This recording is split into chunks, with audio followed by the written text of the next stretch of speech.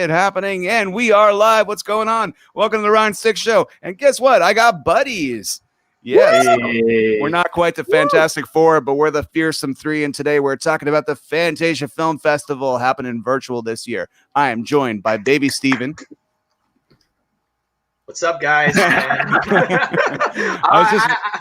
knew that Ryan was gonna call me that. Like I saw that coming. And we got Vincent down here, and Vincent is here not only to hang out and talk about the Fantasia Film Festival, but he's got a short coming out, guys, and it's called Once Bitten. Dude, how the fuck, dude? This is amazing. This is what every Fantasia audience member has always wanted, is to get either a film played there or a short, and to walk down those stairs, in this case metaphorically, and just enjoy that moment. Tell us a little bit about Once Bitten, dude. Yeah, it's called First Bite. Fuck. First bite. Sorry. Once Bitten is a Jim Carrey obscure vampire movie. My bad. It's cool. First Bite. Okay, well, we're starting off the year fucking fantastic. Yeah, it's a horror, body horror type film about a girl named Alex who is sick at a metal concert. So we spend a lot of the time with her in the bathroom as she's trying to figure out what's going wrong with her body. Okay. Well, that's lovely. Yeah. Okay, well, this is what we could look like, but now we'll do this. All right, awesome. So when did this idea for the short come to you? You know, you've been coming to this festival for years, and you're like, when you made this short, did you think this is going to be the one that's going to get me in Fantasia? I hoped. I wore this exact shirt on set the first day, so to like get some karma from it, but it worked out. I can't remember exactly when I wrote it. I know I wrote this one, and my last film, Is Your Daughter Home, pretty much at the same exact time. Okay. So around like a year and a half ago, probably. Okay, a year and a half ago. And Steven, I remember you introduced us. We're all talking at oh God, I was gonna say the Irish Embassy, but that was just wishful thinking. Dude, I missed that place. I missed Irish Embassy. No, we were at the other place. We were at McKibben's. Yeah, that place. Yeah. And you're like, this is my buddy. He's a director. And I'm like, sure you are, kid. Get me a bagel. No, no, but it's really nice because I remember us meeting, and when I heard that you post on Facebook that, hey, my short's getting in Fantasia, I'm like, oh man, I met that kid when he was just getting people invisible bagels. This is amazing. Yeah. Oh man, damn, I'm craving bagels now. Yeah, exactly. I'm an ass. I'm sorry. Okay, so let's tell everybody watching right now what the fuck Fantasia Film Festival is. I got a little teaser, and we're gonna be watching your trailer later, Vince, because you know we're here all night. But we gotta tell the world what the hell the Fantasia Film Festival is. Steven, you're a excitable, happy person. You tell them. Sure. So the Fantasia International Film Festival is arguably known to be like the most prestigious and the biggest genre film festival in all of North America, which is such an insane title. And like, I mean, it started off with like, you know, showcasing like really cool Hong Kong cinema, and then it eventually, as time went on, became this big thing where they started showing lots of like awesome world premieres for films. So it's so crazy how we went from like, it's just seeing the evolution of it. It's like, it's so compelling, and it makes you really like happy that you get to be a part of it, like by watching films with an incredible amount of with an incredible audience, and like they're so passionate, and like you can tell they love watching movies, and just being, and every time I go to a Fantasia screen, you can't help but feel happy. It's a great feeling. It was a long time ago in a galaxy far, far away, and Rob Zombie's movie The Devil's Rejects was premiering at Fantasia Film Festival, and my buddy Marco said, hey, we should go check this out. And I'm like, sure, I've heard of Fantasia, because every time I'd walk by, I'd just see posters of Ultraman. I'd be like, I should go to that one day. So I remember sitting in the audience, and everyone started cheering and making noise and pretty much everything you're told not to do in a regular cinema.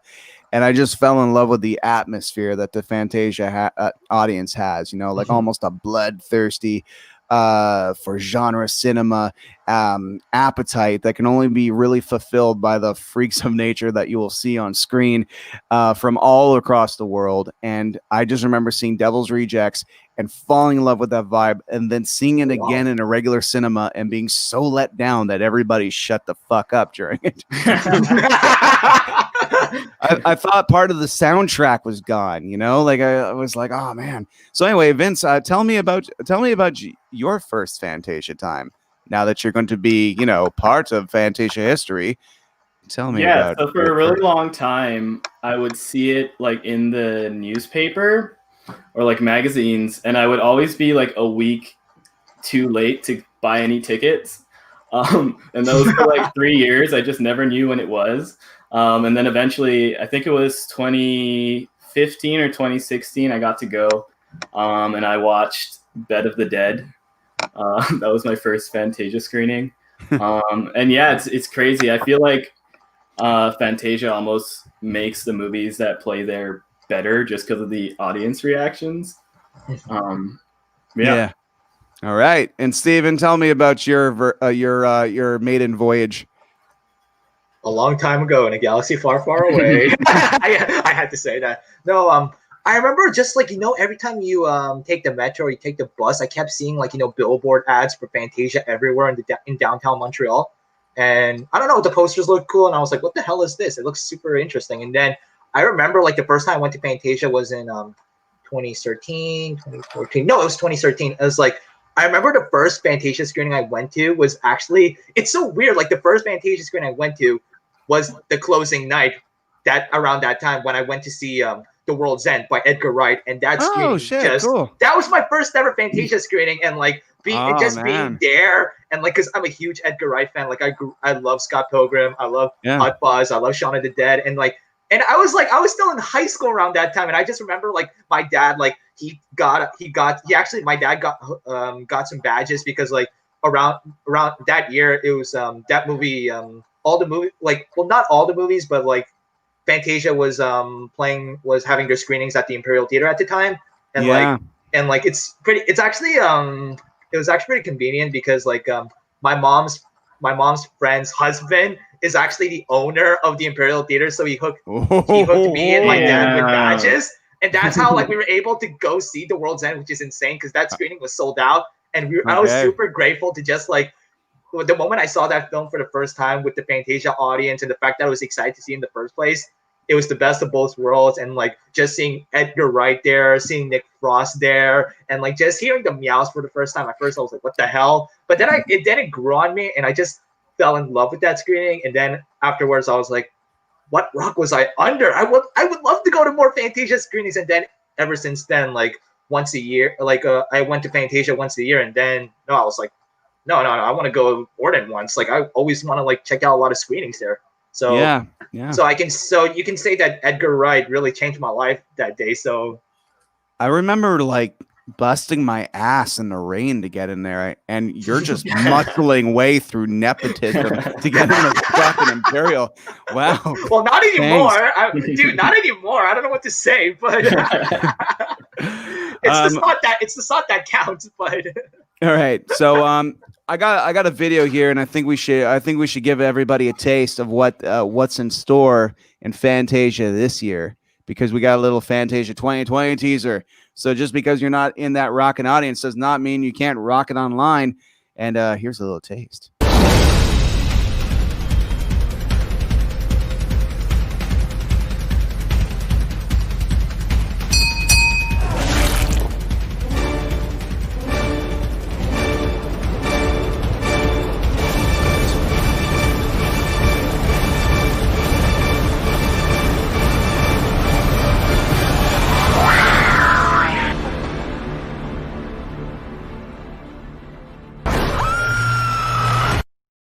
Okay, that fucking cat at the end is a tribute to the audience, right? Yeah. Okay. Dude, even if the festival's taking virtually, I'm gonna miss all the loud meows. Yeah. You just gotta do it on your own now. Yeah. You're just gonna be meowing by yourself. You're gonna be meowing by room. yourself, and you're gonna be meowing by yourself, and all your neighbors are gonna be like, "What the hell is that person doing?" That person is torturing their cat. Like, what the fuck? That cat clearly is in heat. Yeah. So, I got a few trailers that I want to play later in the show, and basically, I told Steven, I'm like, "Hey, dude, what are some movies that you really want to see?" And we're gonna be talking about those.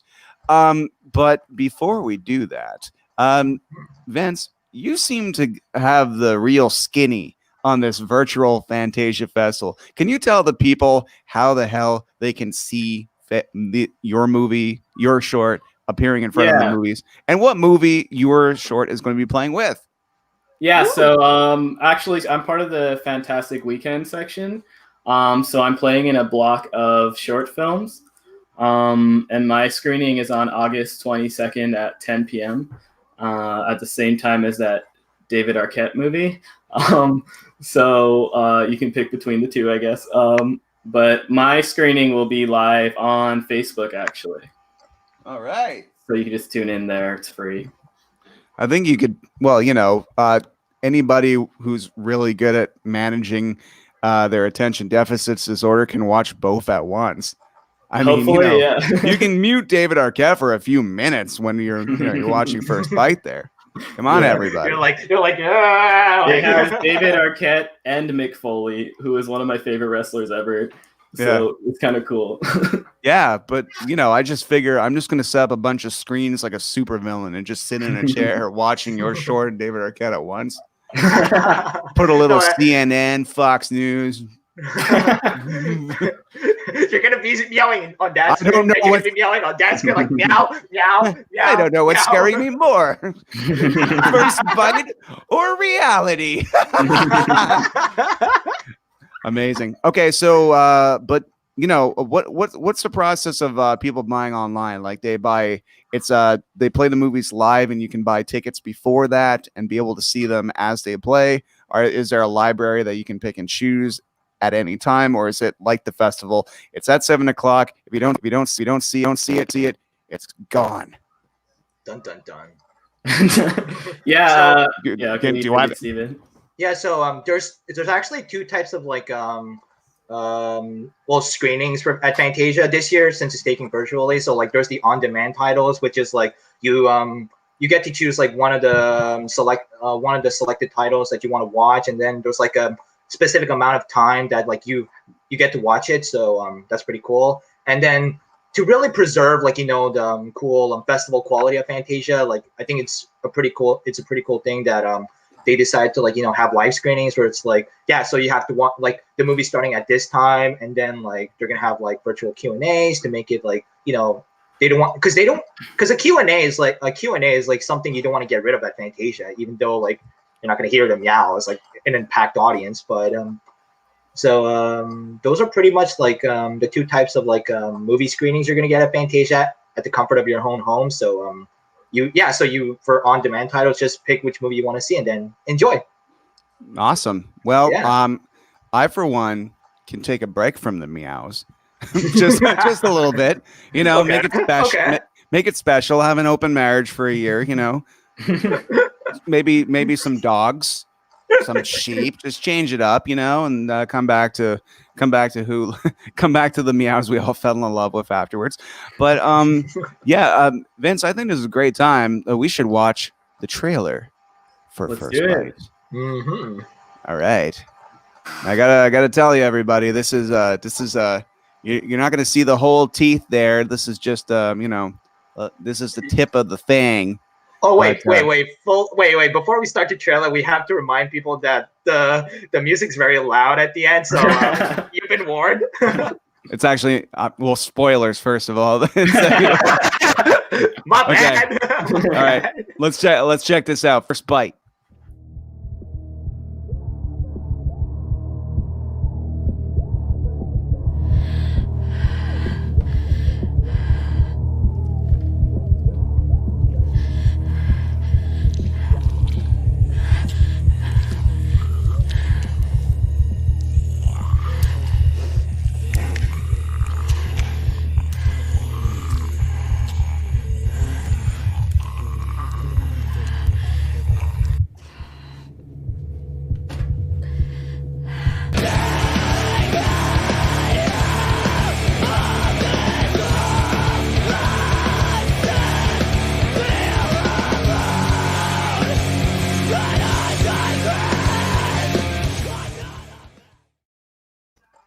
Nice. Don't say I didn't warn you. Don't say I didn't warn you. I love that because it was really intimate for me because I have my like headphones on, so I pretty much hear what she ate. I hear what she ate last week, and I just heard every gurgling sound effect, and clearly you guys did a great job. Tell me about this short. I mean, Vince, you're the writer director, but who recorded the sound that so vividly placed every bodily function she had in my eardrums? Yeah, so on set, my friend Marco was controlling the sound, but that sound you're actually hearing is my cameo in the movie. So that's just me in my closet with the voice recording. That is a visual that'll keep me up at night for sure. In all the best ways. Please continue, Vince. Yeah. Oh no, please. Yeah. Elaborate. Yeah, so I really wanted to, I mean, I guess without spoiling it, I wanted to kind of portray what she was feeling in her head, which will make sense once you see the movie. So I figured I'd get myself in the closet and just make as many zombie noises as I could. And I splice them together. Yeah. That's like dude, it's funny. I even worked on the short with him and I didn't even know about this. This is all new to me. Yeah, that was a secret. I want a dramatic interpretation of it at some point. with Steven playing you with like a marker drawn on mustache. And a talk boy tape recorder from Home Alone 2. Yeah. All right. Okay, so how many people worked on this short, dude? I think per day we were like maximum maybe 7 or 8 people, including myself. So we were a pretty small crew for the entire shoot. Okay. Yeah. You love to elaborate. I like that. And I'm being sarcastic. Yeah, well, sure. I like to. Come on, talk about yourself, Vince. This is your big moment. I really like to keep my crews very small because I find it a lot easier to manage, and I tend to shoot in very small spaces. Like this one is literally a bathroom in an active bougie restaurant. So I had to dress it up. My art director had to dress it up to make it look like a metal venue. But when you leave that room, it's just like a fancy pizza place. Nice. How did you go about choosing that location above all the dingy bathrooms in Montreal? Yeah, so I knew that I knew there was going to be a lot of blood in the movie, and I needed a way to clean that up.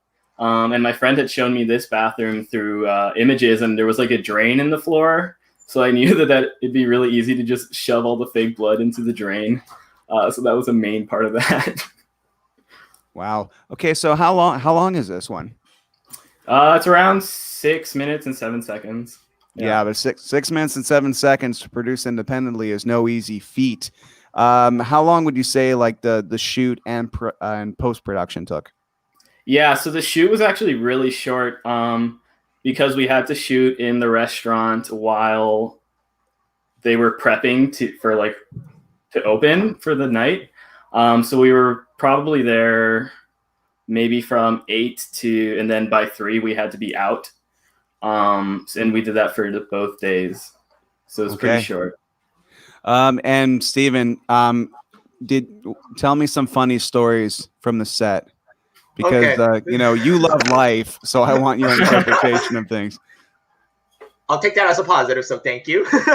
No, oh my God. I remember the funniest, oh my God. So it was it was the second day of shoot, and like that was the last day. So like, I just remember since we we're technically, we're borrowing the bathroom before they were officially opening up the place, we had to clean up the entire bathroom. We really had to clean up all the writings and all the fake blood on the bathroom floor, and we were just rushing. We were rushing and rushing.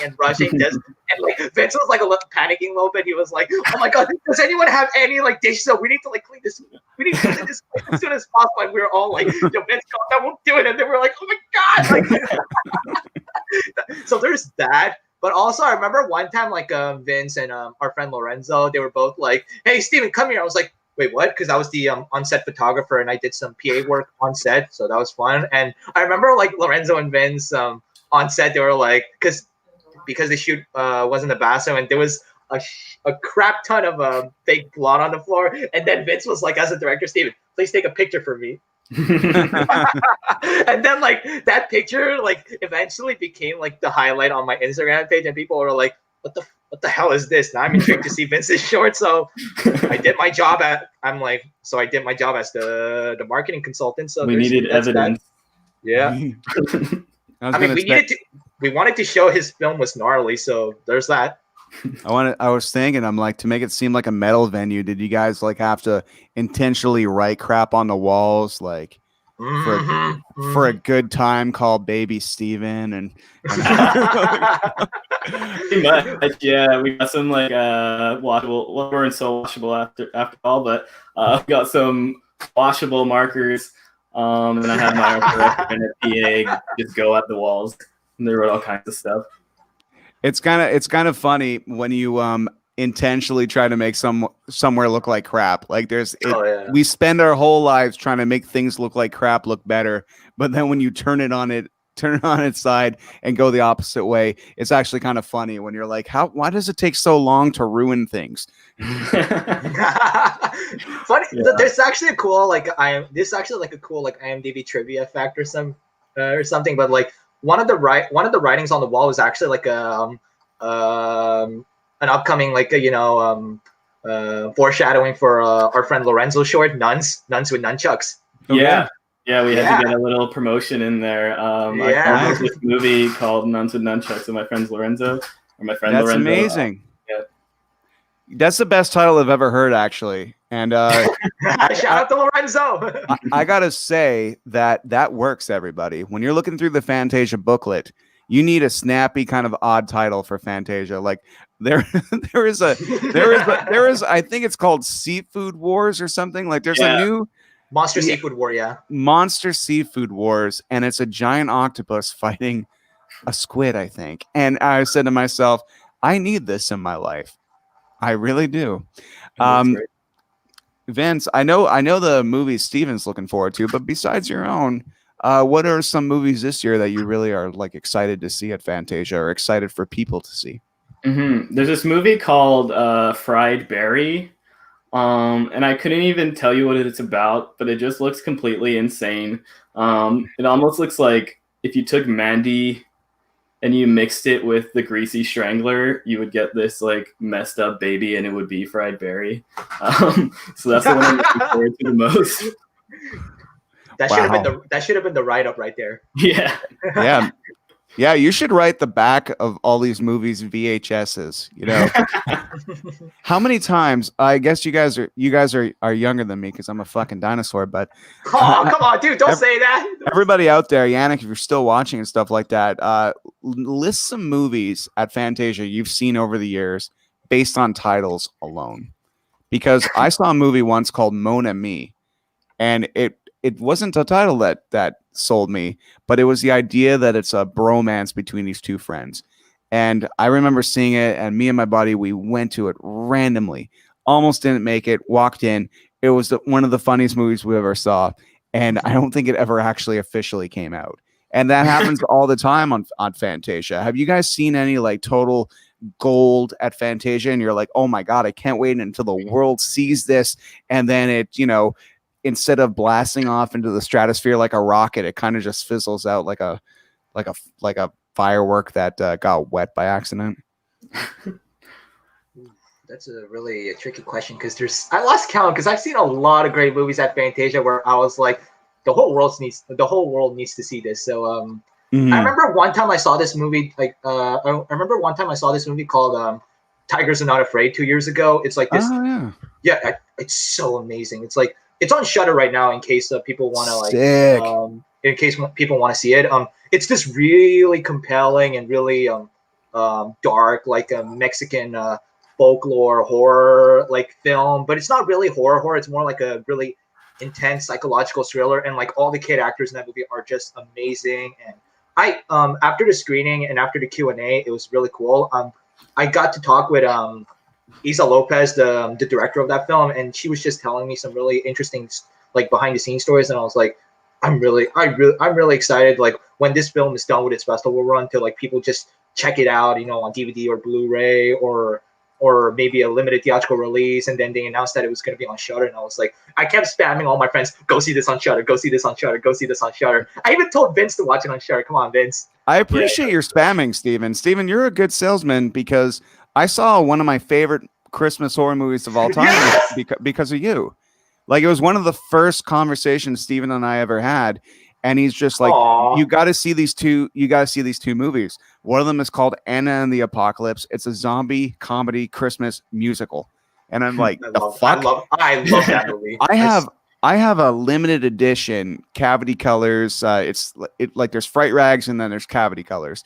And Cavity Colors did this ANNNND and the Apocalypse limited series. And I have this baseball tee that I ordered. And with the shipping, costs so much money considering it's a t-shirt, but I wear it as a badge of honor, you know. Yes. It's kind of like that obscure band. And whenever Anna and the Apocalypse, when it came on Netflix, it came on like in the summertime when no one wanted to fucking watch a Christmas movie, but I still bothered people to go see it, to go watch it. But for a second, let's just talk about the greatness that is Shudder, because a lot of these Fantasia movies find homes on Shudder. Mm-hmm. Like, and prior to Shudder, fuck no. I mean, you know, they get DVD and Blu-ray releases, but really not as accessible as Shudder. So I gotta say, Shudder, guys, thank you for existing, because a lot of great stuff is on there. Also, that's where Vince's favorite Fantasia film from last year is on Shudder, actually. Which one's that? They always Bliss. get my favorites. Yeah, they got Bliss on there. The year before that, they got this movie called Lose. Whoa, hang on. Your favorite movie from last year, what's it called and what's it about? It's called Bliss. It's about this vampire artist, and it's just like the most metal thing I've ever witnessed. Oh, shit. Cool. Yeah, you got to check it out for sure. I fucking missed that. Bliss? That sounds fucking amazing. Wait, dude, was it's I on there? Shudder. Dude, was I there? Was I drunk? Oh my god. I was. I see a lot of movies. I know Adam was there, but Okay. Did you guys see that year they had two metal like horror movies, and one of them was with Ethan Embry, where him and his daughter live on a farm, and he's like a metal guy, and his daughter likes metal, but they're like, you know, he has dreams of a demon, and they end up fighting Satan and shit, but it's super serious. And then in the same year, within the same week, Deathgasm came out. Oh yeah. So that was also the year they had that documentary, I Am Thor, right? Yeah. Yeah. Wow. Yeah, oh my god. And, shit. and it might have been the same year, or the year after or prior, but there was a movie called Metalhead, I think, and it was this girl in Denmark who, you know, she lives with her family, and she's the only one that's I don't know if it's Denmark. Apologies. All you pale blonde people look the same to me. But it was an awesome movie, and I believe it's called Metalhead, and she kind of feels alone, like she lives on this very quiet small town with her family, and she ends up making this demo, and these guys show up being like, hey, we started this record label, we heard your tape, we heard this tape, where's the band? So like, I'm the band. They're like, this is the most evil thing we've ever heard, and we need to see this, and we need to produce this. So yeah, that was awesome. I love that movie, Metalhead. Good times. Yeah. Dude, Ryan, remember when I told you, like, there was ANNNND and the Apocalypse. Remember when I told you about Bodied? Fuck yeah. I love that movie so much. I finally got Vince to watch it with me when we had our virtual movie nights for my birthday. That was pretty fun. No, because I remember, like, that was 2 years ago. I just remember, because, you know me, I love rap music. I love hip-hop music. And, like, when I announced that Bodied was going to be as shown at Fantasia that year, I was, like, freaking out. I was like, all right, this is easily my most anticipated movie at Fantasia. Because I heard so many great things about that movie, and like our friend Alicia actually saw it at its world premiere at Midnight Madness at TIFF, and she was telling me some great things about it, and I was like, at first I was like, wait, this doesn't sound like a genre movie, but I was like, but you know what? Screw it. I love hip hop. I love hip hop music, so I'm gonna do it for my love for that specific music genre. So then I watched it, and I just remember like, I am so glad I saw this with an audience. It was so intense. It was so funny. It was so like dramatic. It was actually really dramatic. And I just remember like everyone was going, "Oh my god!" at all the rap battles. That was awesome. To give a little context, internet, this is kind of like if 8 Mile wanted to be as politically incorrect as possible. And this guy, he's like in a university and he wants to write his thesis on rap battling. And the thing is, he's really good because, you know, he's good with words. That's why he's in university. So if you take that education and you put it into a rap battle, and you're not using slang as much as like a plethora of a vocabulary, it's quite insane. It's kind of interesting to see this kind of shy guy slowly turn into a horrible person. Or maybe he already was, and he just, you know, had the chains taken off of him. But yeah, Bodied was awesome. Vince, what did you think of Bodied? Yeah, it's intense. Like it's aggressively in possibly every way that it could be. But it's a good story. I enjoyed it a lot. I think Bodied will get fired from tweeting about its own movie in like 5 years from Disney. I think but it's kind of funny. Oh yeah, it's true. The dude was James a Gunn, Disney Channel star. Right. Yeah. I don't know, man. I'm like, I really like politically incorrect. Funny story. I just remember.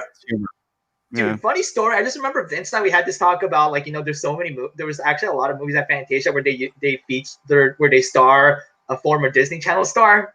Yeah. Like there's Bodied. There's My Friend Dahmer. Which, by the way, fun fact, both of those movies have actors from the same show, so that's pretty interesting. It's like My Friend. It's like Disney stars. Like it all started with Miley Cyrus being like, "Fuck you, I'm gonna fucking twerk on TV. Fuck you, Mickey Mouse. Fuck." They all act like these suppressed, like Catholic school children who have just finally discovered vodka. Like and they go nuts. But it's true though. Yeah. And then that trend continues when last year when I found out that one of the lead actresses from a movie that I really enjoyed last year called The Wretched, and I was like, oh my god, of course there's another Disney Channel star. Wow, the Fantasia trend, it's pretty interesting. Like that's amazing. Steven, tell me a little bit about this movie you want to see. What is it called? Crazy Samurai what? Crazy Samurai Musashi. So basically our good friend and awesome member of the team, King Wei Chu, he actually told me about it like when the lineup was announced, and oh my god, apparently like from start to finish it's like really really epic, like, you know, samurai movie all in Vince, correct me if I'm wrong, all in one take, right? Like most of it is, yeah, exactly. And like just by hearing that concept, I was like, I want to watch this. Well, I'm in. Are you kidding? Yeah, see? Are you kidding? I got freaked out because Daredevil did like one scene for 10 minutes. I'm like, an entire movie? That's really intense. You know, just like all the actors rehearsing, like all the fight choreography, and just like trying to make sure like all the camera like captures your shots. You know, it's hard work. So wow, you got to respect them for that. Well, let's check out this trailer. Yes. Okay. All right. In 3, 2, 1. 本日が武蔵の命日となろう。門弟100人、他流派300。これだけ揃えばいくら武蔵といえども。我が吉岡一門必ずや奴を仕留めるのだ。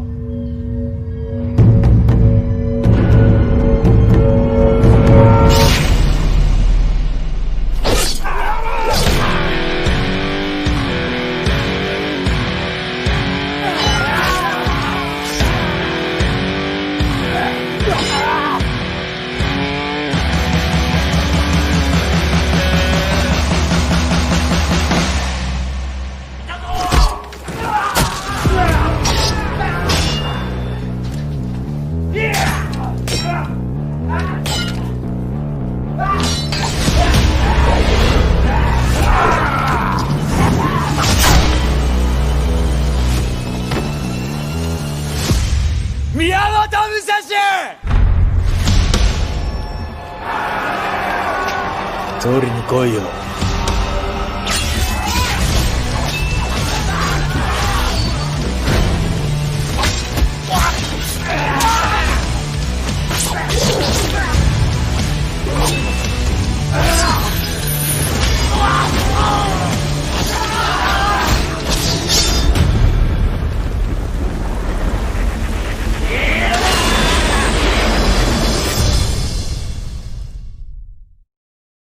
Nice. Awesome. Yes. No, dude, that yo, whoever edited that trailer with that music deserves a raise. Oh, for sure. Steven, what was that movie from a few years ago that you really liked? And it was like a Western, but it was more like an Asian Western movie. And it was super cool. You told me about it. Oh, God. Buffalo Boys. Yeah, Buffalo Boys. For your information, that was David's favorite movie. Okay. Oh, Yeah. was it? All right. Yeah.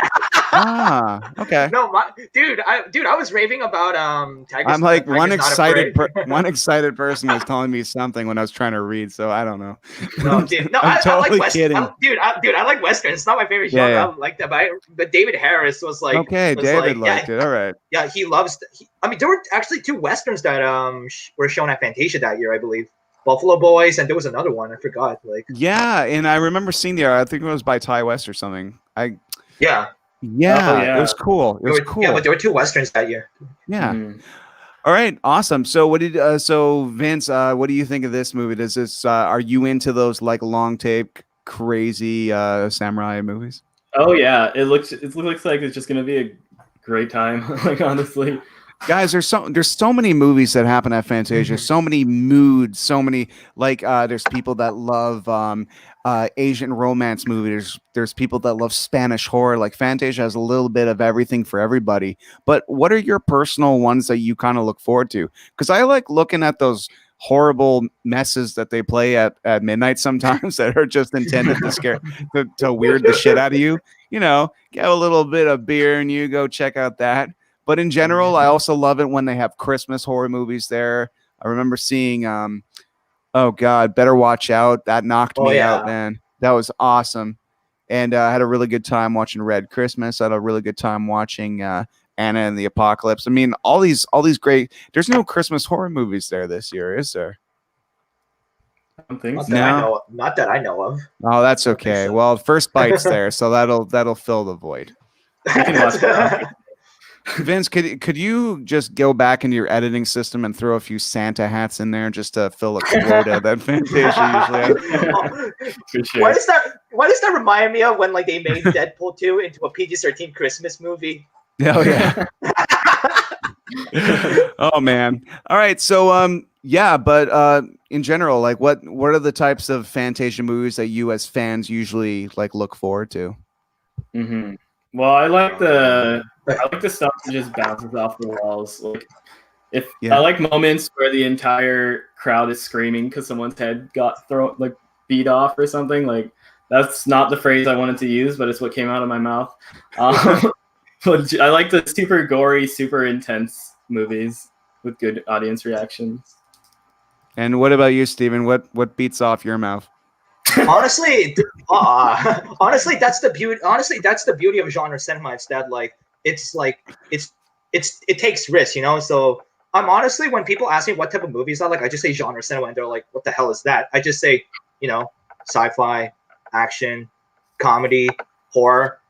Yeah, I like all sorts of movies. So that's what I like about Fantasia. It literally it has a wide variety of like programming. So like, you know, Asian, underground, the Camera Lucida, and then Axis, and then you just see all these different films. And this is why I kind of relate to Ryan in a way where you're like, there's so many movies, which ones do I watch, you know? So that's why I like that. I always expand my my horizon with Fantasia, which is great. I remember like there was this, I don't know if you saw it, it's called Skate Kitchen, which was my favorite movie of 2019. It's a really great skateboarding movie. It's such an amazing character piece. And at first I was like, I remember a lot of people were like, this doesn't feel like a genre film, but I was like, I guess, but at the same time, it doesn't change the fact that the movie was amazing. And well, Vince saw it too, I think. And yeah. Yeah, I love it. Amazing. I love skateboarding, and it's well, which I feel like it's really easy to destroy skateboarding in movies. You know, it's a skateboarding movie I really liked. I like Lords of Dogtown. It's not a Fantasia Oh, movie, yeah. but I just really liked it. I don't know. It's good. yeah. It's full. It's really well done, and it doesn't have like a super polished look to it, which made all the raw talent that the skateboarders were, you know, exuberating, because they're like, yeah, this is what they did when they couldn't surf. You know, and if it felt like a Disney Channel, like everything's bright, vibrant, polished thing, it's just like, nah, man, these kids look like they have splinters. You know, I like that a lot. So we just had a comment here about Matthew saying that Anna and the Apocalypse was amazing, and it's true, it was amazing, and I still sing those songs and I listen to those songs. And when all this pandemic shit first hit, and we were super scared, where we're like, we don't know if this is airborne, we don't know if it lives on surfaces for like 9 fucking days. Which in hindsight, you're listening to the, you know, how you're like, okay, I really did believe that for a few weeks, and I still take my precautions, and I'm not going to like throw all my, you know, my on guardness under the bus. But I definitely remember when I was the most scared of scared, and I would close my eyes, I would hear the final song from ANNNND and the Apocalypse in my head. And it's called I Will Believe. And it's this beautiful song. And I used to play it for comfort. And this is from a fucking Christmas zombie comedy musical. And why out of all the world of songs would I find a song from there to make me feel better? Not laugh, but to make me cry, make me kind of weep with hope. So it just goes to show that ANNNND the Apocalypse has layers, son. Layers. That sound, dude, I love that sound. Dude, I actually have the vinyl soundtrack right there. So nice. I want to buy the Blu-ray with the 2 different versions, because I know. Yeah. What about you, Vince? You like ANNNND the Apocalypse, or are we gonna have to fight you? No, I actually love it. I like it because the songs sound like actual songs. Like it doesn't feel like they're out of place or anything. It does feel like something you could listen to just randomly, like on the radio or something. So I dig it for that, for sure. Oh yeah, my God. I like the fact. You're saying? Okay, I remember the first, like when I saw ANNNND the Apocalypse at Fantasia. You know that song that the bully jock character was singing, like when he was kicking the zombie's ass. I was in love with that song, Soldier at War. I love that song. And I actually told the director, I was like, that's my favorite song from the soundtrack. He actually said, that's mine too. So I was like, yes. The chorus is so inspiring. Like every time you listen to that song, you just feel so like, you feel powerful, which I love. Yeah, I like it when he's in the shopping cart and his friends are just slowly pushing him forward. Oh man, that's a good one. Are there any other like Fantasia classics that you can think of right now that just like, you know, moved you that much, where as opposed to being slightly entertained and like living in the moment because of the audience, has there ever been a Fantasia film that you watched, like, you know, annually and still gives you the same fulfillment you saw the first time you saw it? Does Scott Pilgrim count? Sure. Yeah, I mean, absolutely. that movie was shown at Fantasia, and like the fact that I have the Blu-ray, the fact that like every time I post on social media, everything related to Scott Pilgrim, people are like, "Steven, shut up with that movie." I'm like, no, I will not shut up with Scott Pilgrim. Like, so that speaks for itself. So amazing. What about you, Vinny? Vinny? I really like Low Life. Have you guys seen that? Oh yeah! Fuck yeah! Fuck yeah! Thank you. Jesus I have the Blu-ray right there. I feel like I'm Inception or some shit, and I fucking forgot it existed. And as soon as you said Low Life, which one is that again? Mexican wrestler? Fuck yeah! None of my friends have seen Low Life. Only I have seen Low Life, and I feel like I'll feel better about the world if you all see Low Life. Low Life is fucking amazing. It's fucking Pulp Fiction, but with a Mexican wrestler. It's great. It's fucking awesome. Tell us a little bit about Low Life, Vince.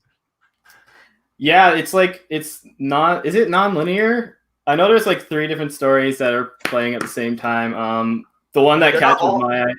I mean, they're not all in chronological order though, so yeah. Yeah, okay, so that's the Pulp Fiction thing. My favorite parts of it is all the storyline with the luchador, because he's like, but then he just breaks and he goes completely insane, and they show that in the trailer. It's one of my favorite trailers of all time. You just hear the high-pitched whining noise while he's screaming at the end of it. I think it's just amazing. Oh man, and there's this one character that has a special tattoo on their face, and I'm not going to bring up right now, but it's just I don't want to say that. No, but it's just it's just one of those things that I don't know. Yo, Ryan, this is to go back to what you were saying about like, you know, what screening at Fantasia like moved you or some way, whether it's like the screening, the movie, or the audience. Yeah, it's definitely Lowlife in a way where like the moment you brought up that guy with that tattoo on his face, he's actually we partied together at the Frontier closing party because I was a volunteer at the time. Yeah, I was super drunk at that party, and then like shout out John, how you doing?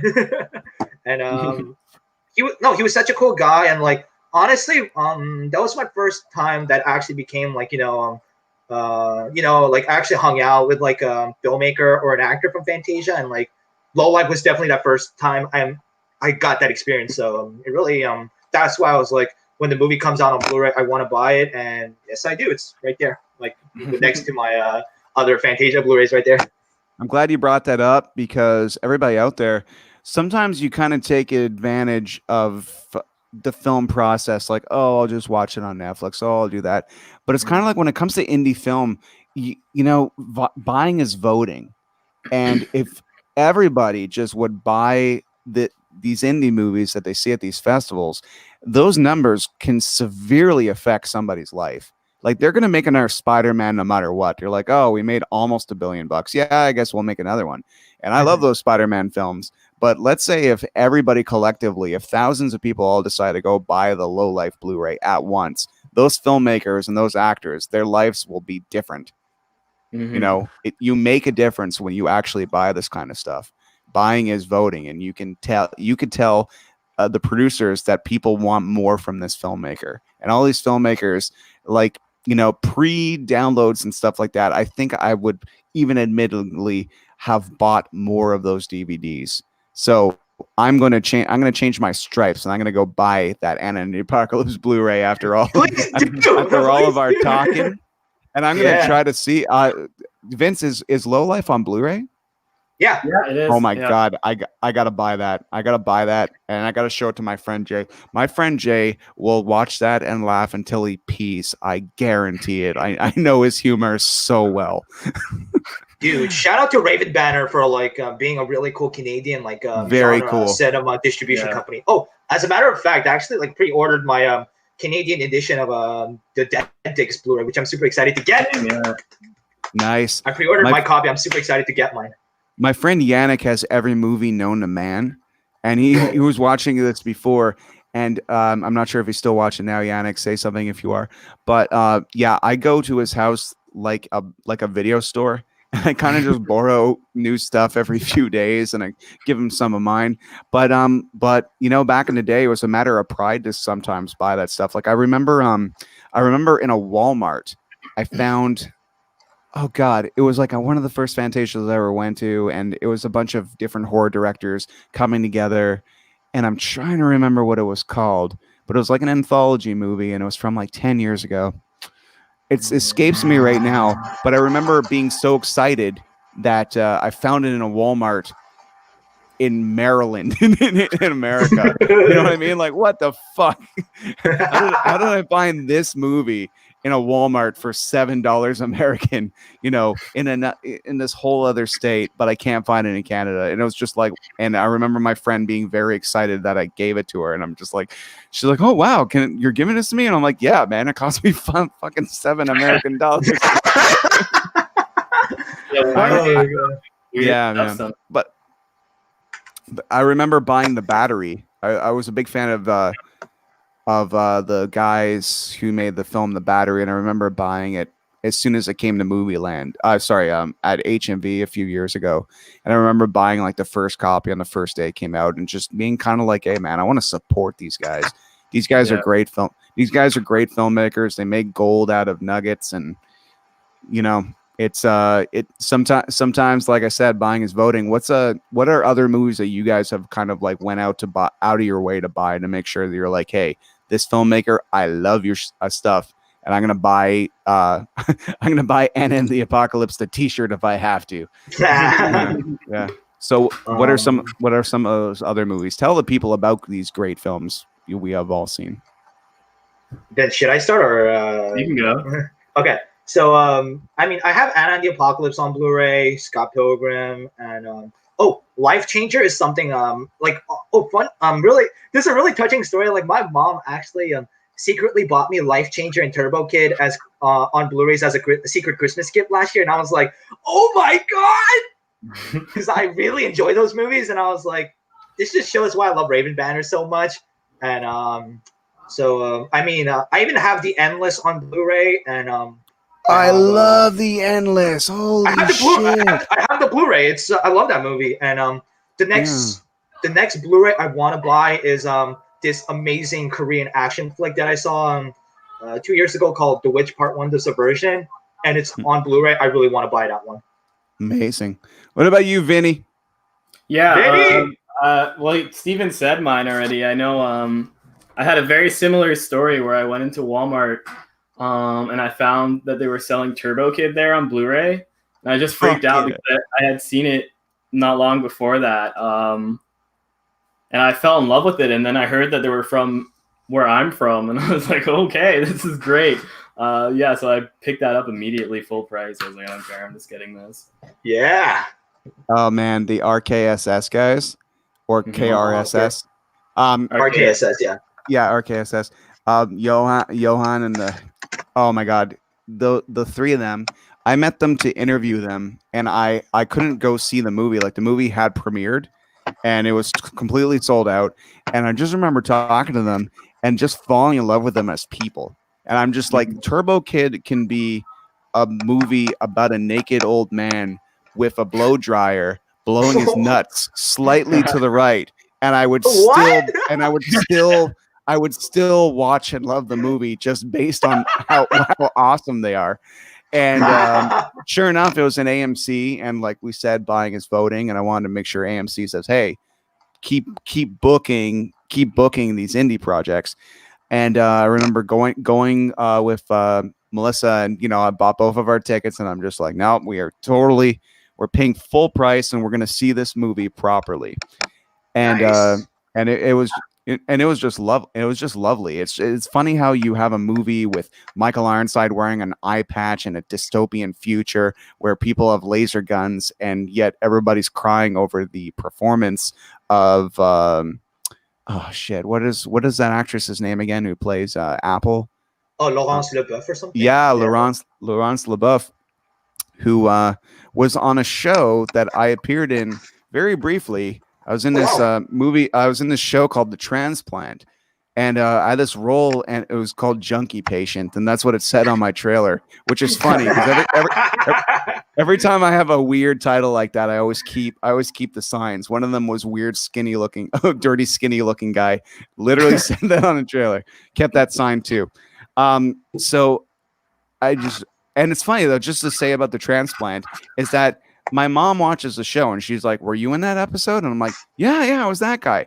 I've had friends who haven't seen me in 20 years recognize me in dirt and mud and blood, like, just looking like utter shit. And they're like, hey there, oh my God, dude, were you on that show? I'm just like, how do you recognize me within the decades we have seen each other, but my mom not know me on screen? So I thought that was funny, but Laurence Leboeuf, so by the end of Turbo Kid, we're all crying based on the performance and the fate of this robot, and it just goes to show, it's just like, just because you have a funny, kooky concept doesn't mean you can't add that layer of heart, cementing its legitimacy. I find when I see movies that are kind of dumb and they know they're dumb and they're throwaway movies, and they don't have that extra layer, it's almost kind of like, it's not for me. Sometimes it's for other people, but I always kind of like my stuff through my science fiction cartoons. There was always that extra little layer of why we should be paying attention, a way of not looking down on your audience, but expecting more of them because they're paying attention so much. So, oh, definitely. So that's why I loved about Turbo Kid for sure. Nice. For sure. Oh, and my friend Elisa brought up something amazing, which is, I believe it was a point we were making about before. When I saw Trick or Treat at Fantasia, it was a religious fucking experience because I'm obsessed with Halloween, and so is my Melissa, and our whole house even now is full of autumn colors and leaves and jack-o'-lanterns. And so all my life, I always had to tolerate, here's a movie about Halloween that's really just about a guy with a mask, and it doesn't matter that it's Halloween, that it's happening, with the exception of Season of the Witch, which, you know, in its day was hated, but now is finally, you know, gained the respect it deserves. But I've never seen a movie that had to be Halloween in order for the plot to happen. You know, Halloween really could have taken place on Arbor Day if the guy just decided to wear a mask, a tree mask, and start stabbing people. It would have been the same thing. Yeah. But when I saw Halloween and saw the town and how that town, Halloween was almost more important to them than Christmas, and the whole town gets in this fictional fucking town, and all the stories like Pulp Fiction, kind of like non-linear. I just remember like Trick or Treat. I have so many. Spirit Halloween. I bought out all their Sam merchandise. I have Sam. I have Sam candy holders. I have Sam lights. I have Sam this, that. And it all started from this screening. And I just remember seeing it twice. I saw both screenings. And the first time I was almost by myself. And the second time I just brought a friend and kind of watched him watch it very creepily, because I'm just like, I need to see someone else experience this movie. but Trick or Treat was my jam. That's probably the most important Fantasia movie I've ever saw. So yeah. I'm gonna cry, Ryan. Oh my God. And yeah, it doesn't stop there. I love Krampus too. I love oh man. It's insane. And funny story about Wolf Cop, Emerson Ziffel, who did all the special effects makeup on Wolf Cop, he tells me this little story because I was watching the Krampus special features, being my favorite Christmas horror movie of all time, and I'm watching it and I see Emerson on screen. I'm like, what the fuck? You don't forget a name like Emerson Ziffel, okay? Like, so you're like, Emerson Ziffel. And then 5 minutes later, there he is again. 30 seconds later, again, and again. He's all over these special features. And I call him up. I'm like, the fuck you doing in Krampus? And he's like, oh, yeah, man. And he told me this story where he was like, he met one of his idols who's a special effects artist at Comic-Cons and stuff. And he's like, and they saw Wolf Cop. He saw Wolf Cop and what he can do. He's like, yeah, well, you know, let me take your number down and stuff. And so when they were making Krampus, they wanted someone who's really good with practical special effects. So he ends up getting a call from this guy. He's like, yeah, why don't you come down to New Zealand and hang out with me and the Weta Workshop guys and like see how we all get along. And he's like, okay. So he's in New Zealand and he's there for like a week, and he's in the middle of cutting this fiberglass thing. And the director's there, and they're all walking around. And it is like, oh, yeah. And this is Emerson Ziffel. He's going to be our project manager. I am. so the story is so fucking beautiful because he loves special effects so much, and no one does it better than the Weta Workshop in New Zealand. So that little Cinderella story, like, oh my God, to this day, even thinking about it, I'm like, what an incredible experience that must have been. Amazing. What a story, Ryan. That was amazing. What a story. Are you guys Mark? Are you guys Evil Dead fans?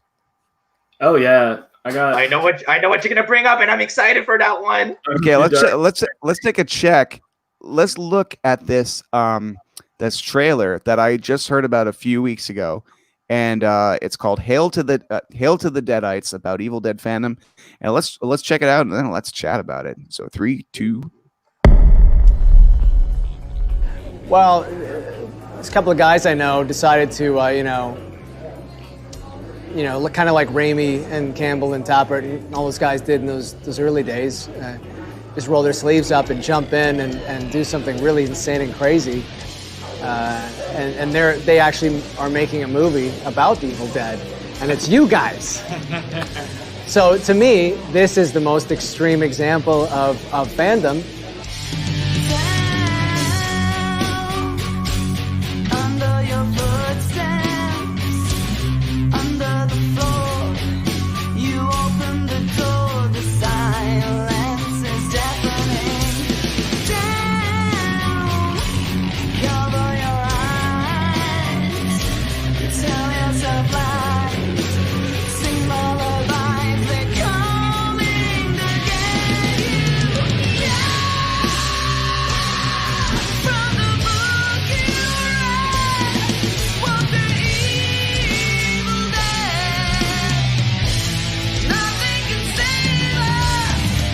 I guess what fans should realize is that what they do can be tremendously impactful for good or bad. You know, you stalk somebody, that's bad. But if you appreciate them in a way that is appropriate or whatever, actors do, it does mean something to fans.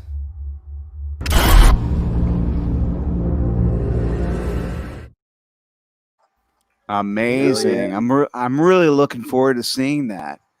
Yeah, there's a lot of I think I recognized Zombie Boy. If it was a really quick close up, and if that were to happen, unfortunately he's not with us anymore, so the footage would have had to have been a few years old, but that's pretty gnarly, man. I'm really looking forward to that. Yeah, there's no way I'm missing that. No way. Oh, same. Yeah. Oh, I love Fantasia documentaries. I always have. I miss the Sev, man. I love that theater. It's always air conditioned like fuck on the hottest days. And I used to watch these movies and it like rewind this like 2 hours about a fucking VHS tape. Like, and I'm like, I'm in, and it's awesome. Or Toy Master about who created T-Man, who created He-Man.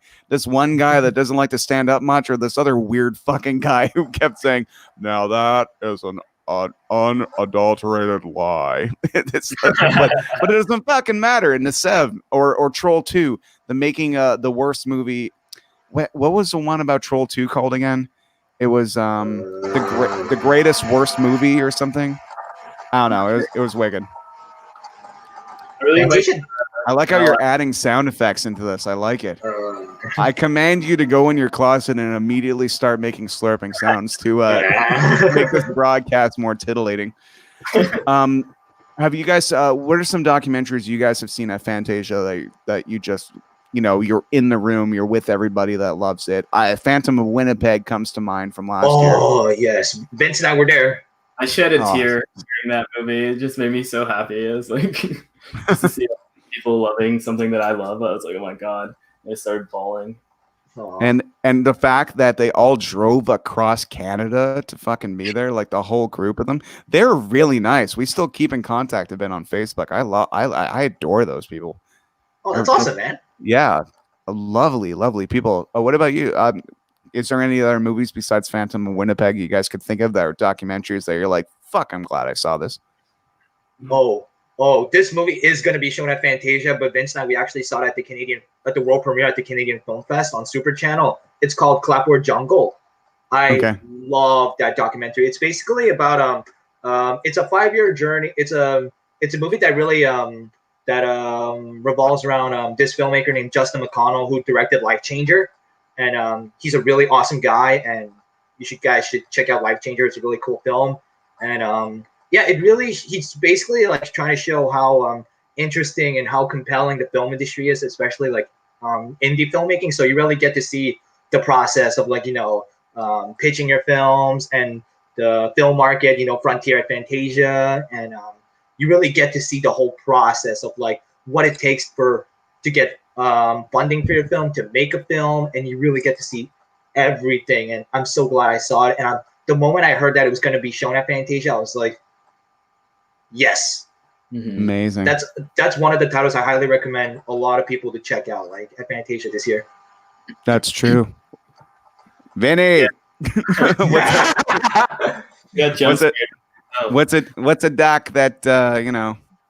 Yeah, what's up, I really doc? like the Al Adamson documentary. I think it was last year they played it, and it's about Al Adamson, who was like a very prolific exploitation filmmaker from back in the day, who died in a very questionable and strange way.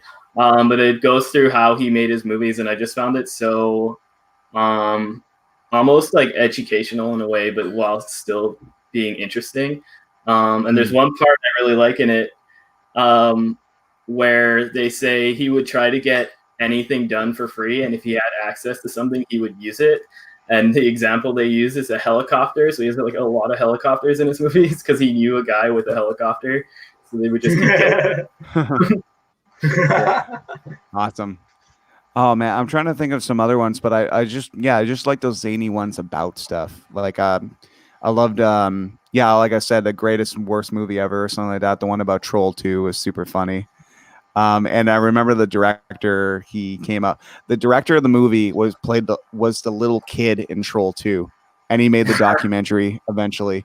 And he says the two people that wrote and directed the movie were this old Italian couple that had zero idea of the way American children were, and they're just like, and they're trying to tell him, it's like, oh, this is not how I would say it. He's like, hey, I know American kids.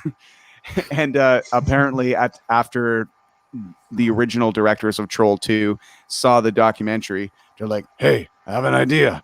Let's make Troll 2 Part 2. I love that stuff. And as you guys said, they're attempting to do some live Q&As and stuff like that. I think Q&As are some of the heartbeat of that fucking festival too. I love hearing that stuff. I've seen some legendary people on that stage, including Kevin Smith. Kevin Smith, of course, but I was struggling to, who do I mention first? Guillermo del Toro or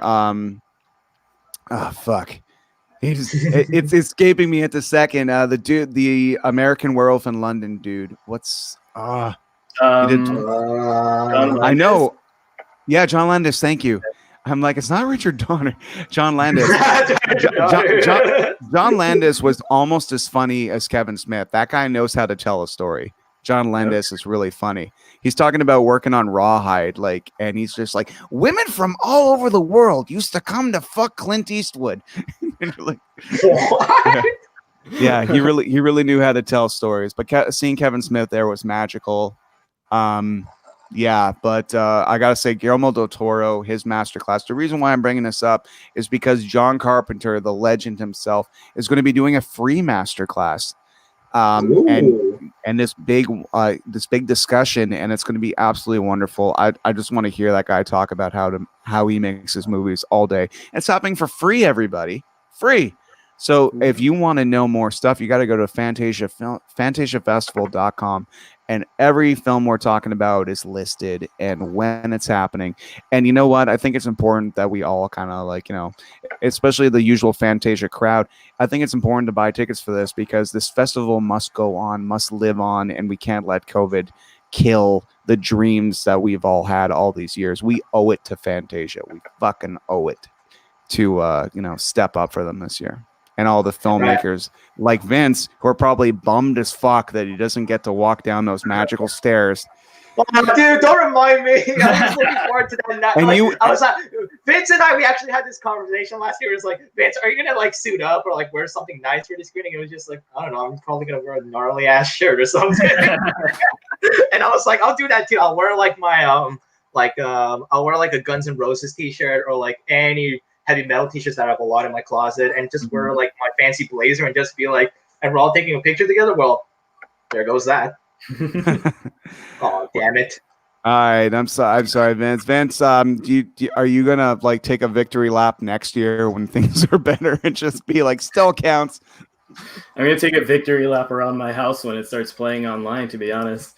Awesome. But yeah, I'm already writing something actually that I'm hoping to shoot whenever I'm allowed to. Question: had the festival actually been in person, been in Guy Concordia this year, would David Arquette would he have actually come? He has 2 movies in the festival, so I would assume he would. Yeah, there's a documentary about him. That would have been it. Okay, so I thought there was only the documentary. What's the other one? It's a video. No, it's a video announcement that he's made. It's like, go check out my new movie at the Fantasia Film Festival. You cannot kill David Arquette. Wait, that's pretty much how he sounded like. It was pretty cool. Yeah, well, yeah. There's a documentary, and then there's he's also in what's it called? Lucky. I think it's Lucky. No, it's not Lucky. No, 12-hour shift. 12-hour shift. 12-hour shift. That's the one. Yeah, right. My bad. Okay. Yeah. I've interviewed a lot of rad people over the years. I was really thinking about it. I'm like, and here's the thing about COVID-19, everybody on the internet there. Facebook does this thing when they're like, remember 2 years ago, remember 4 years ago, and I'm just like, life used to be good. Like, here's a picture of me with Christopher Lloyd. Here's a picture of me talking to Kevin Smith. Here's a picture of me with the mom from E.T. Like all this crazy stuff that used to be happening. But it's not like the pseudo big celebrities. That's kind of nice. But it's really nice to make connections with the people who made the movies. And in some cases, there was a movie called Super Powerless where I was contacted by the filmmaker, and he said, "Can I use your interview as a special feature on the DVD?" I'm not sure if the DVD ever came out, but I did write some stuff saying, "Do whatever you want with it. Just please don't superimpose me banging animals. I'd appreciate it." I didn't actually write all that, but let's pretend I did.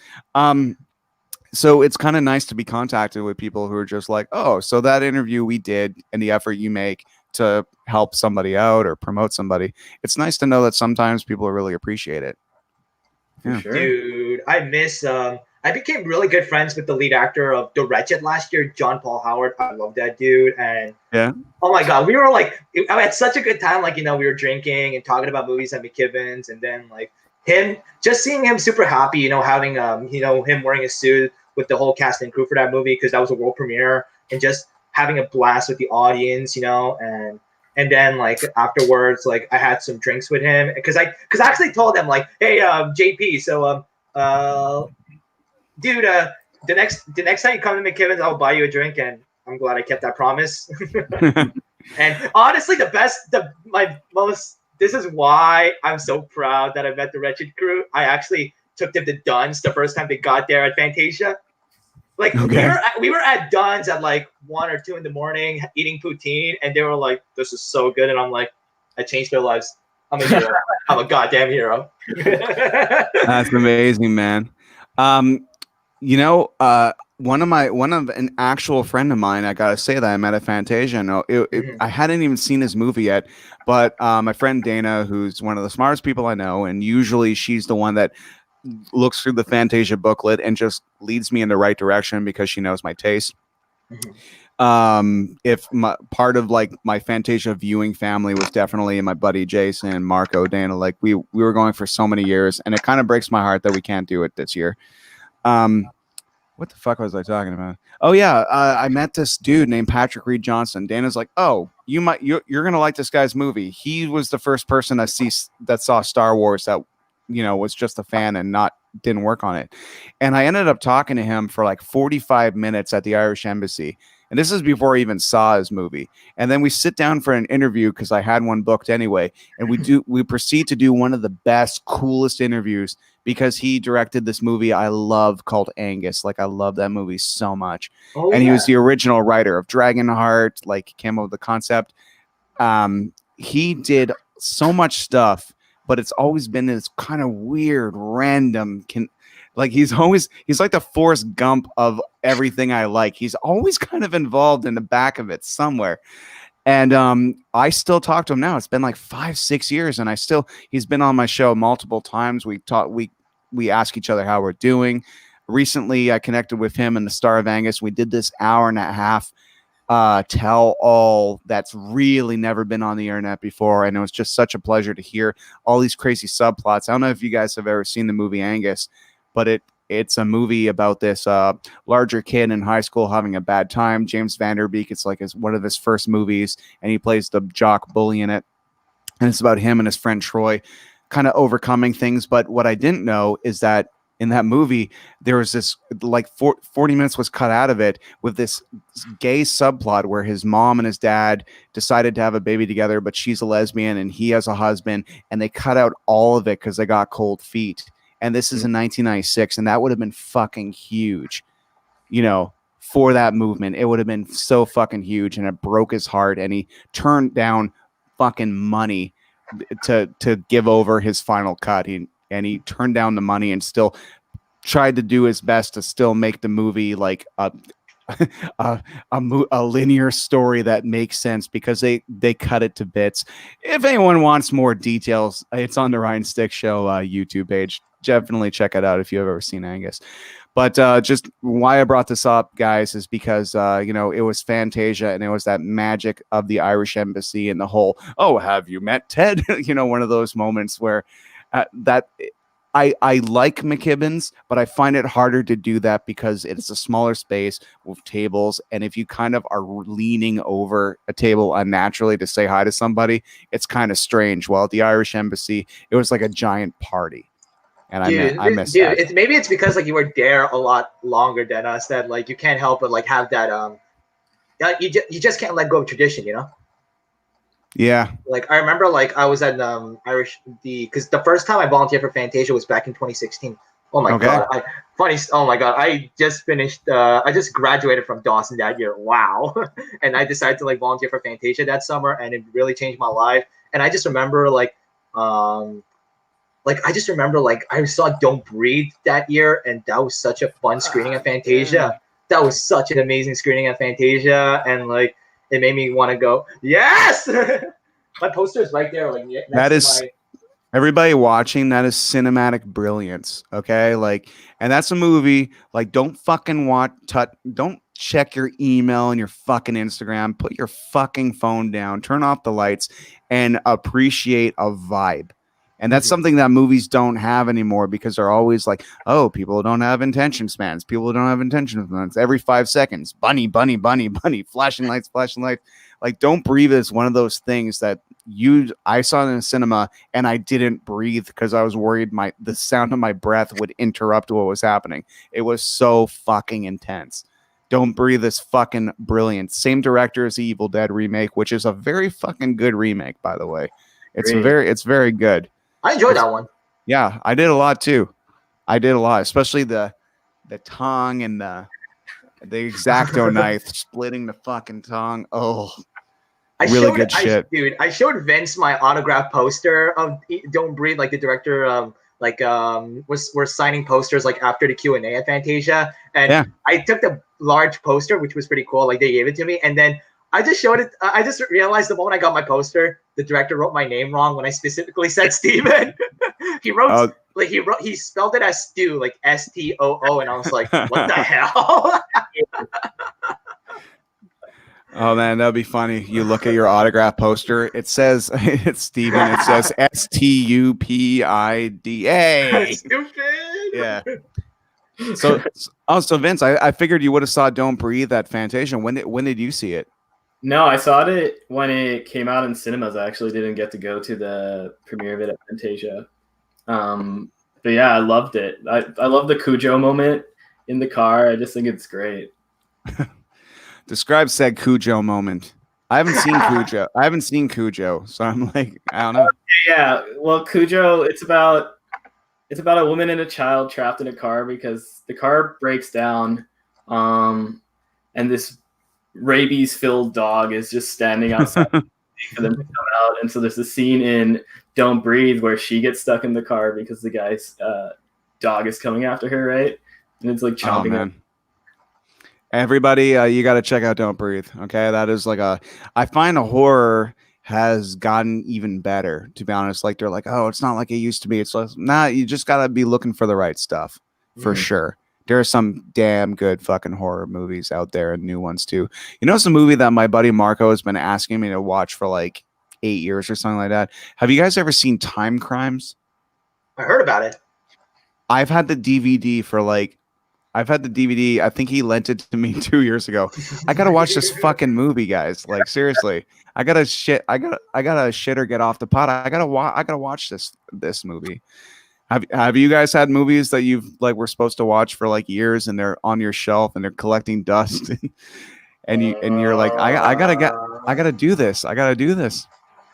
Vince can answer that question. I like how both you guys have DVDs in the same fucking shot.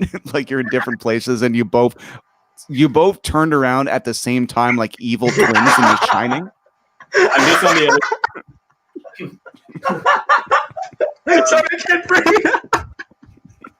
That was so funny. I have like a small child size stack of Blu-rays I've bought that I haven't watched yet, and it's been like 5 years. Okay, funny story about Fuck. Dario Argento. I had never seen Demons until 2 weeks ago. But I did see eventually, after buying it at a convention, they were selling a bunch of movies and they're like, oh yeah, 5 movies for $5 each. I'm like, I'll take that. And I have not watched a single one of those 5 fucking movies because one of them's with Trish Stratus called Bounty something. And one of them's about like stalking Lars Ulrich or something from Metallica. And one of them, oh fuck, what was it about again? Yeah, one of them's called Dario Argento's Dracula, and I must have watched a good 6 minutes of this movie before turning it off. I'm like, the fuck is this? Why do people make such a big fucking deal of Dario Argento? And then I'm watching Demons, and I'm like, whoa, shit, this is Evil Dead's Italian brother. This is fucking amazing. Demons is fucking wicked. I can get why people love this fucking guy. That's incredible. But for a few months there, I was just kind of like, Dario Argento's Dracula fucking sucks. What the fuck is going on here? But yeah, goes to show, man. Just because you got these directors have been around for decades and stuff like that, and their careers will go up, go down. Is there a movie of your favorite director that you kind of like consider the redheaded stepchild and try to like dissuade people from watching to not sully their other work? Damn, that's a hard question, man. I would say all of Brian De Palma's later career. Okay. I would say that too, but I love Body Double. It's called Body Double, right? Yeah. Yeah, but you know what? He directed the first Mission Impossible. That's fucked up. Yeah, that was him. Yeah, that was him.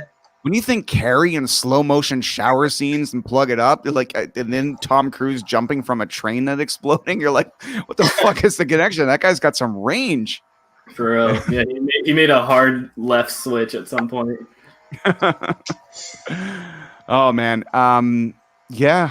And I guess Spielberg's never kind of lost his touch. He's always kind of been Steven Spielberg, You know people fucking hate the movie Hook? Like people who are older than me when Hook came out. I thought Hook's was fucking awesome.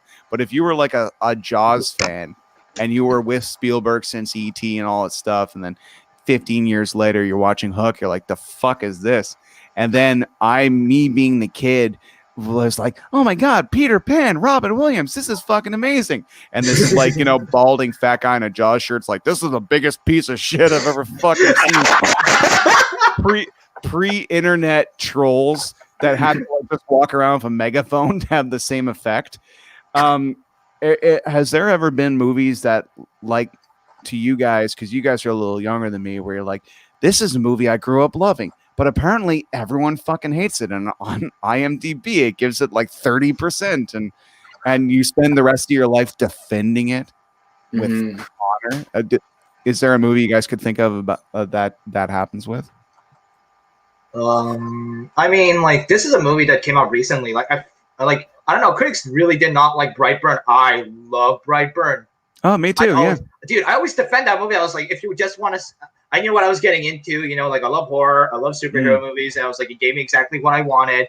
And when I announced that James Gunn was like, involved with the movie, even though he wasn't like the director, like I knew because the director is actually really well known in the indie genre cinema community. So I was like, all right, let's see what he's got. And then I watched it and I was like, wow, this is awesome. Because when I heard that the movie didn't, because usually like a red flag for me, because as a film reviewer, like I get to go to advanced screenings, and then like after I watch them, I give my reviews, right? But when I heard that Brightburn wasn't getting an advanced screen, I was like, uh-oh. this doesn't sound good. What you hiding, Sony? And then I just watched it and I was like, Sony, what the hell? You couldn't give this movie an advanced screening, and more people would have watched your movie. And I was like, that's one of those movies where I always defended. Like, that's actually one of those movies where like people are like, this movie's a piece of garbage. And I was like, I beg to differ. I really loved Brightburn. Like, it gave me exactly what I wanted. And like the lead actor was awesome. Yeah. And just by like, I was never bored. It was so intense. And like, even like some of the most like brutal scenes, like where you see like blood and stuff, I was actually like, Okay, wasn't scared. That Josh shit, Steven. When I was fucking 18 years old, I was climbing over a fence, not doing anything nefarious, by the way. This was strictly a distance thing because it was a very long walk around. I had just finished playing a concert. I was not drunk. And I was climbing over a fence, and I fell off the fence and broke my face in 3 fucking places. This involved gum surgery. This involved microsurgery, putting fucking Humpty Dumpty back together. I couldn't open my fucking mouth for 3 fucking months, which, might I add, everybody complaining about wearing a mask for 20 minutes at a time can go fuck themselves, because if you've lived your life eating pureed hamburgers through a syringe in the back of your fucking mouth, you will know what really sucks. Okay, and wearing a mask for a few hours a day is not that. So with that said, when I saw the fucking part where the guy's jaw and thing, I peed a little. Dude, that shit was intense. I was like, good job, filmmakers. You gave me what I wanted, which makes you sound like a little psychotic, but I was like, I knew what I was getting into. I was like, that's fucking brutal. But Vince, can you think of any like movies that come out even when you're a kid or even recently that just are put over the rails and you're just kind of like, I don't think that's the expression, but whatever. Let's go with it. Just gets poked with hot pokers when it comes to the critical community, and you're just kind of like, the fuck, guys, this movie's great. That's exactly how I felt about the Evil Dead remake, to be honest. Like even now when I look at reviews on like Letterboxd or something, it seems like everyone hates it since the vibe of it isn't close to being the same as Evil Dead 2. But I feel like for the time that it was made, that's exactly what it had to be.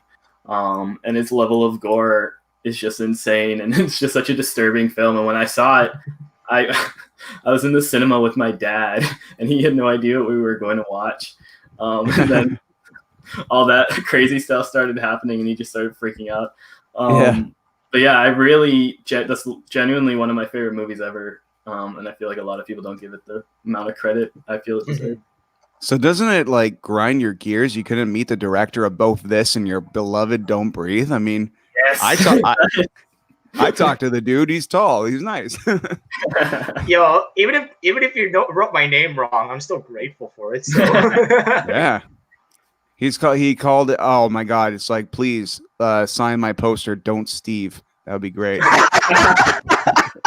That sounds like a verb that a lot of people said, like, don't Steve, like, don't be energetic, don't be crazy. I'm like, hey, fuck you. I love your fucking energy. I love your fucking energy, dude. Your fucking energy sold body to me, and in the apocalypse.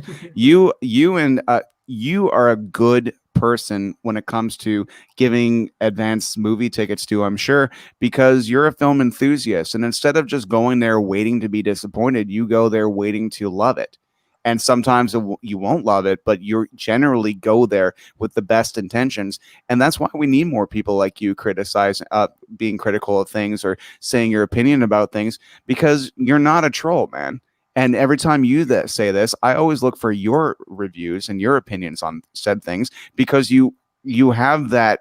You have what we all had when watching movies as a kid, but you have it now. And this is what we all have to keep remembering. Like, movies are not real. They're supposed to make us feel things, but they're not supposed to be.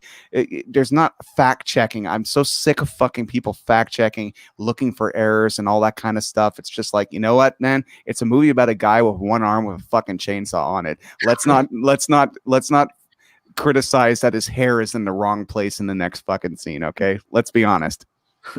First of all, that speech made me cry. Can I please be excused and cry in the crowd? But Steven, I mean it, buddy.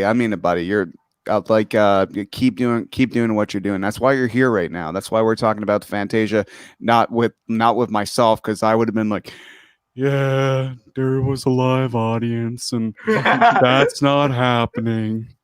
So we're gonna have to watch. God, why does that voice sound familiar? Like, it sounds so familiar. I'm not sure. I'm not sure. It sounds like a classic sitcom like voice or something. Like, it's coming from a dark place. At first, I thought you were like trying to imitate like Queen Amidala or something from the Phantom Menace. Let the past die. Like, no, let the past die or something. Yeah. Let the past die. Oh, maybe I'm hating Christensen. I killed them, all of them. I hate sand. I just rip on that guy. I just rip on that guy because he's pretty as fuck. I'm like, fuck you, Darth Handsome. Fuck. No wonder you turned to the dark side, man. Yeah. All right, guys. Well, it's been lovely. Do you guys have anything to add about your love of Fantasia and stuff like that? We got about half an hour left, but we could call it a night whenever you guys want.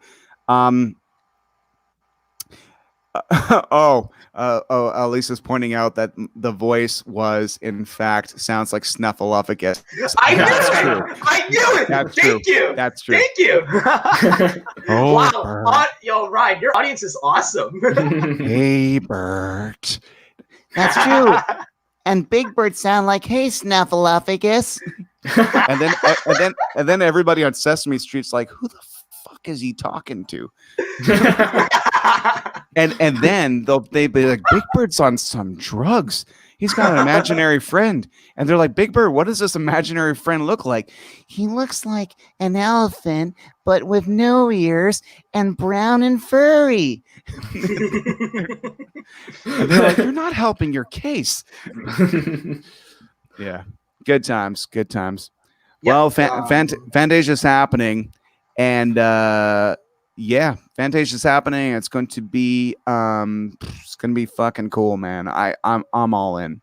I want to see that Evil Dead documentary. I want to see that master class with John Carpenter. Oh, God, yes. I wish I was in person, but I'm still so grateful that it's happening. Period. I really am. Same. Yeah. And any other movies that you guys want before we go today? Any other movies that you guys want to mention that people should kind of check out? The movie For the Sake of Vicious, which is actually like going to be playing on closing night. That looks fucking awesome. I couldn't find a trailer for that one, so Steven, give us a little. Honestly, it's best not to talk too much about it. But basically, like, I'm someone who like Vince and I, we support like the Canadian genre cinema community. So like, just by saying that, and you see the stills and like, because the director actually made this really cool movie called The Demolisher at Fantasia.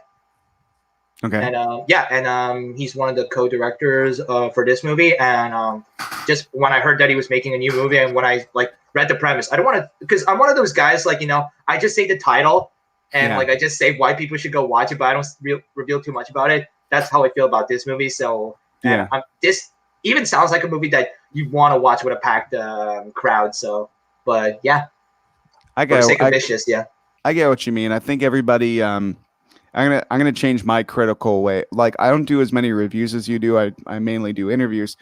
But I think from now on, I think the best thing you could do is take two movies that it reminds you of and say it's this meets this. You know, just so people can kind of get in the mindset, because just because I don't like something doesn't mean I guess that doesn't make a movie bad just because I don't like it. Because someone somewhere, this will be their favorite movie, and they shouldn't be called an idiot for liking it.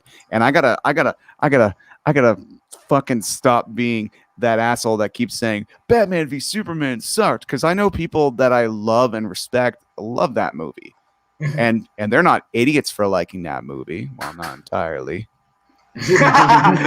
but yeah, it's all a difference of opinion, and I think all of us as reviewers sometimes really need to get over our god complex of everyone's paying attention to what I'm saying. It's just like there's a way of doing it. There's a way of being inclusive and not shunning people that have different opinions than you, especially in this day and age. My God. How many friends and family members have all turned against each other based on the wrong sentence? Can I tell you guys something fucking funny about the English language and pronunciation? Here is a sentence that changes each time you change an inflection of a word in it. Here's a sentence like I never said I killed my wife or something like that. I never said I killed my wife. I never said I killed my wife. I never said I killed my wife. I never said I killed my wife. You know what I mean? It changes each and every time. Yeah. So we're all kind of like looking at these sentences for the last few months, and we're just like, I think this, and someone's like, "Fuck you," and we're like, "You've known each other decades. Why don't you just give each other a call?" I don't want to call him. You said this. I'm like, there might be a fucking reason why you said this. If you have any sort of respect for each other at all, give yourselves the benefit of a doubt to hate the fuck out of somebody as long as you put in the time to see if you should really do it or not. I'm old and tired, guys. I'm so fucking sick. I'm so sick of the pandemic. I'm so sick of being at home, and I'm so sick of everyone turning on each other every week. We all gotta love each other, man. We all love movies. That's what we have in common. Let's focus on what we do love, and what we do love is Fantasia, and that's what we're fucking talking about today. Hell Yeah, gang. Yeah. All right. Well, guys, where can people find you on the internet machine? Vince, you go first since you're the special guest here. Yeah, very special. Canucks Vince on Instagram, Canucks with an X instead of a K. Yeah, that's where I'm on Vimeo as Vincenzo Nappi, and those are my two main things. Cool. Yeah. What about you, baby Steven? Screw you, Ryan. Nice. No, people can find me on Instagram and Twitter at Steven Film Dork, and and I mostly post a lot of movie stuff. And if you're sick and tired of it, sorry, not sorry. Never change, buddy. Never change. Stay gold, pony boy.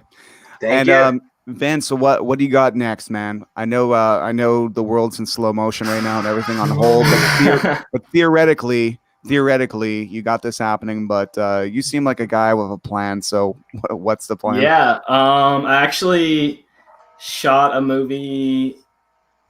I had an idea for an Unfriended type movie that I wrote around a year ago, and I figured what better time than now to make it. So I shot it like 5 months ago. I'm still editing it. It's called Filtered, and it's about what you don't see in the background of your camera. Oh, cool. Yeah. I like that. On another note, my girlfriend and I were talking, and she's just like, you look in the 70s and 80s, it's like, are any of these like women in the movies, like, the hot girl, are they hot as your casual Instagram hottie right now? And I'm like, yeah, but they didn't have like the finest filters known to man to make all these people look the best as possible. Yeah. And it's kind of like, and we all gonna have to re-examine, is Instagram hot, or is it just helped? Because there's more technology in everyone's iPhone making people look fucking gorgeous. And there's more tech in that than they had going to the moon in the 1960s in their entire rocket ship. So where are our priorities? Thank you, 2020. Yeah. Thank you for breaking us. Yeah. Amazing. All right, guys. Well, I think that's a good time to call it a night. Yeah. Thank you guys so much. This has been lovely and therapeutic. Thanks for having us on the show, bro. Yeah. Thanks for listening to my pain. Aww. I'm here for you. You know that, and I mean that. I'm here for you. Well, Vince, I for sure am going to blow off watching some David Arquette to make sure I watch First Bite. Thank you. Let's watch that trailer for First Bite before we go. Because sometimes people are logging in now, they weren't here before, and I think it's a good time to over promote your movie until people are sick of it. Why not? Awesome. Okay, here's First Bite, everybody.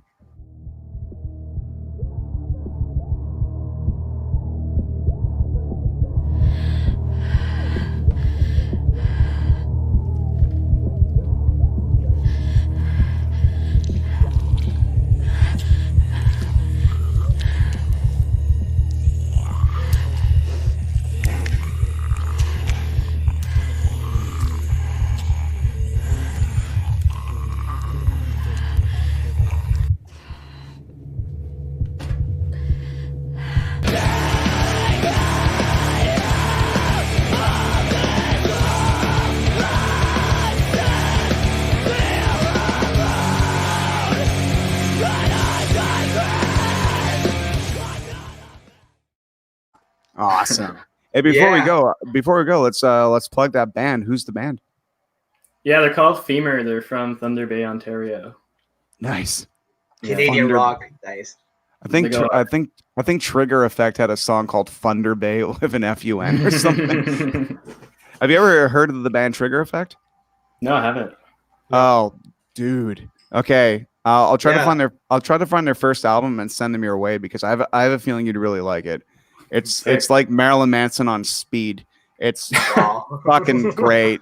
It's just something else. It's one of the best Montreal bands that ever existed, and their singer's not with us anymore, and it's been quite a few years. I think we're going on every November I think of them. So yeah. But on this sad note now, let's end abruptly.